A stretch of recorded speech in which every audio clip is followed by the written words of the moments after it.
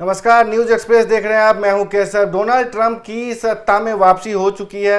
वो दूसरी बार अमेरिका के राष्ट्रपति बन चुके हैं और उनकी वापसी के साथ साथ ये कह सकते हैं कि भारत और अमेरिका के संबंध में उतार चढ़ाव देखने को मिल रहे हैं।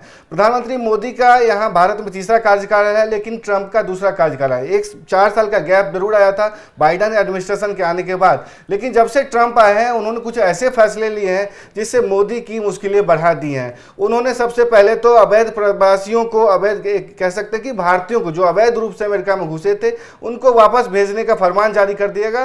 और हमने देखा कि किस तरीके से पैरों में बेड़ियां और जंजीरें बांध करके 332 भारतीयों को भारत भेज दिया गया और उनका विमान कह सकते हैं अमृतसर हवाई अड्डे पर उतरा।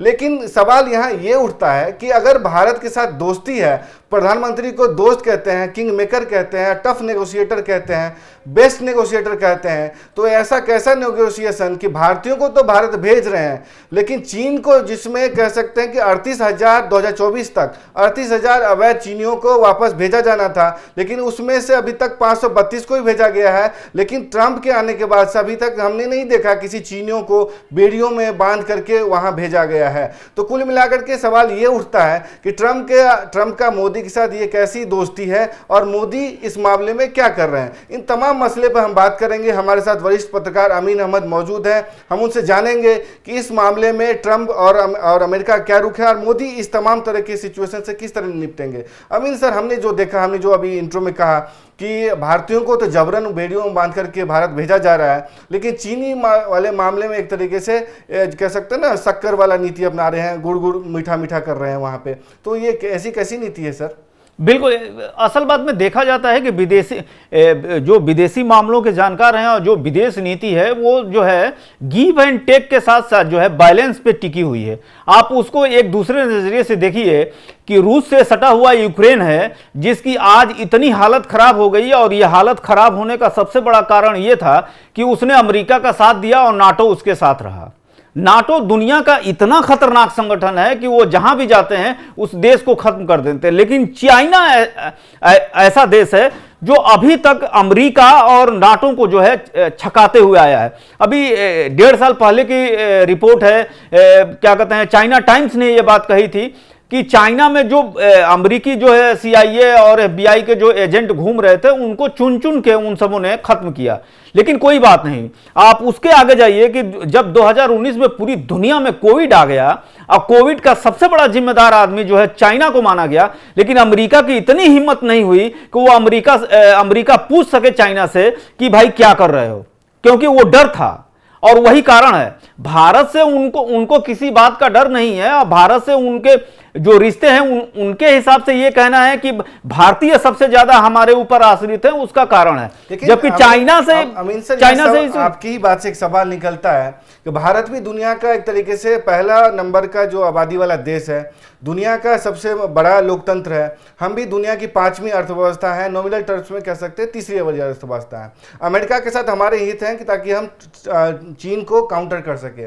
तो सवाल ये उठता है, आपकी ही बात से एक सवाल निकलता है कि चीन से कैसा डर अमेरिका को? अमेरिका खुद को सुपर पावर कहता है, दुनिया की सबसे बड़ी अर्थव्यवस्था है, सबसे बड़ी मिलिट्री है उसके पास, तमाम सुपर पावर है, तो चीन से क्यों डरता है? कैसा डर? सबसे बड़ी चीज है कि अगर एशियाई देशों को देखा जाए तो अगर रूस को हम यूरोप का देश मान लें तो चाइना जो है एशिया का सबसे बड़ा बादशाह है। उसके किस देश से उसका विवाद नहीं और किस देश की उसने जमीन नहीं ली है। एक विदेशी मामलों के थिंकर ने यह तक कह दिया कि दुनिया के पूरे देश की जमीनें और दुनिया को अगर चाइना को दे दिया जाए तो भी उसको संतुष्टि नहीं मिलेगी। आप देख लीजिए, भारत के साथ उसके विवाद हैं डोकलाम और उसमें, इसके साथ साथ उसके ताइवान से उसके विवाद चल रहे हैं, हमेशा जो है होती रहती है। जापान से उसके एक टापू को लेकर विवाद है, ये चल ही रहा है। थाईलैंड के साथ उसके विवाद हैं, उसके साथ सिंगापुर में आप देख लीजिए उसके साथ विवाद चल रहा है। तो बांग्लादेश से भी उसके विवाद है, नेपाल में भी वो जमीनें ले रहा है तिब्बत के इलाके से, तो वहां पर भी विवाद चल रहा है। श्रीलंका में हम्बनटोटा पोर्ट, हाँ उसका भी है। इसके साथ साथ पाकिस्तान में जो आजादी के बाद से जो मामला चला था और जो ऑक्युपाइड कश्मीर है उसमें जो है पाकिस्तान ने उनको जमीनें दी है। हाँ, तो वो इलाके हैं। अफगानिस्तान से भी उसके इसी तरह के, तो वो ऐसा देश है जो भूखा है, जिसको जितना भी खाना दिया जाए वो ठीक नहीं। लेकिन जो सबसे बड़ी चीज है, पहली बार देखी गई, जो सोशल मीडिया में जो है एक हफ्ते पहले भी ये बात देखी गई कि अब जो है सीधे तौर से जो सत्ता की लड़ाई है या जो दुनिया पर जो शासन करने वाली चीजें हैं वो अमेरिका है, जिसका डॉलर सबसे ज्यादा मजबूत है, जिसकी टेक्निक सबसे ज्यादा ताकतवर है, लेकिन उसको पहली बार चाइना ने टक्कर दी AI को लेकर, डीप सेक को लेकर। तो इस तरह की बातें हैं। अगर चाइना इतना बैलेंसिव है तो इसका मतलब यह हुआ कि चाइना से वो इसीलिए डरता है। हमारे से उनके न डरने का जो सबसे बड़ा लबोलुबाब कारण ये है कि हम एक शांति प्रिय देश है, हमारा उनसे कोई वो नहीं है। लेकिन अभी आप देखिए कि जो भारत की लोकतांत्रिक प्रक्रियाएं इतनी मजबूत हैं, अभी कई रिपोर्ट्स भारतीय मीडिया में भी ये रिपोर्ट छपी है कि जो बांग्लादेश में जो है एक टापू न देने के कारण जो है शेख हसीना की सरकार को हटाया गया।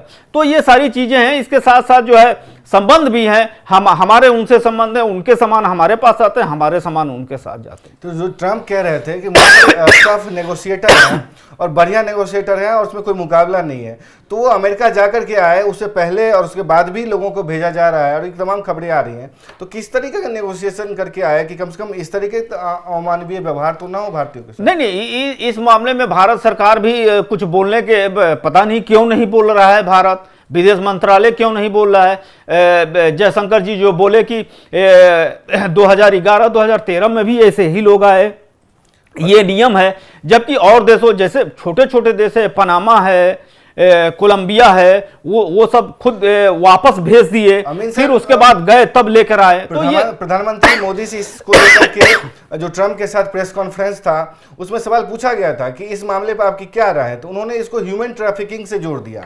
तो सवाल ये उठता है कि अगर ह्यूमन ट्रैफिकिंग वाला मुद्दा है तो 11 साल से आपकी सरकार है, तो सरकार आपकी है, BSF आपकी है, सेना आपकी है, तमाम जो इस तरीके के मामले हैं आप देखते हैं, तो आप इस पर कंट्रोल क्यों नहीं कर पा रहे हैं? ह्यूमन ट्रैफिकिंग वाले जो मसला है, चाहे जिन लोगों को बाहर भेजा जा रहा है डंकी रूट से, तो इस पर कंट्रोल क्यों नहीं है? तो आपकी डिफॉल्ट है इसका मतलब? नहीं, इसके साथ साथ जो मेक्सिको वाली जो बात है, तो ये सारी चीजें बात तो है ही है, लेकिन भारत सरकार चुप्पी साधे हुए है, पता नहीं क्यों।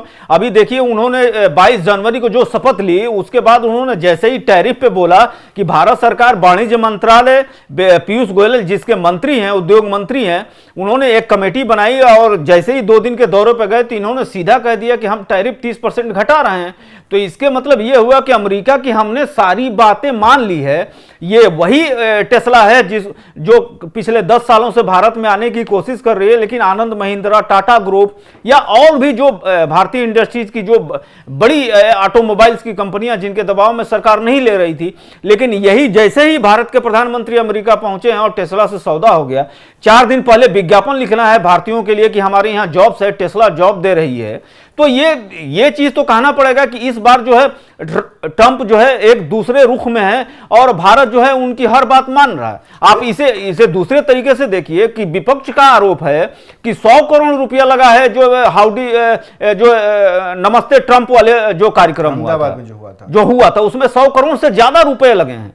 अब वही हाउडी मोदी जब अमेरिका में हुआ तो वहां पे भारत के गए थे, लेकिन अब पता नहीं चल रहा है कि रिश्ते कहां खराब हुए हैं, अब क्यों खराब हुए, अब क्यों भारत के प्रधानमंत्री को जो दोस्त कहते थे वो अब उनको इस तरह से जलील कर रहे हैं। खैर यही वही मोदी हैं जब दूसरे मतलब ट्रंप जो पहले शासन में आए थे, तब जब भारत ने S-400 मतलब रूस से लेने का फैसला किया था तो अमेरिका के लिए सवाल पैदा हो गया था कि भारत पे सैंक्शन लगाएगा या नहीं लगाएगा, क्योंकि भारत ने साफ कह दिया था कि हम लेंगे तो रूस से ही लेंगे। तो अमेरिका ने एक नियम निकाला और एक बीच का रास्ता निकाला जिसके तहत countering America adversary through sanctions act ये सब पे लागू होता है, लेकिन भारत को एक तरीके से वेवर दे दिया गया था। ये वही अमेरिका है जिसने भारत को रूस से हथियार लेने के मामले में वेवर दिया था, लेकिन अब यही ट्रंप है जो दुगनी रफ्तार के साथ, दुगनी ताकत के साथ आए हैं और ये यही मोदी हैं जो कमजोर नजर आ रहे हैं ट्रंप के सामने, खास करके ट्रंप 2.0 की बात करें। खैर जो भी हो, हम तो देख रहे हैं तमाम मामले पे हमारी नजर बनी हुई है।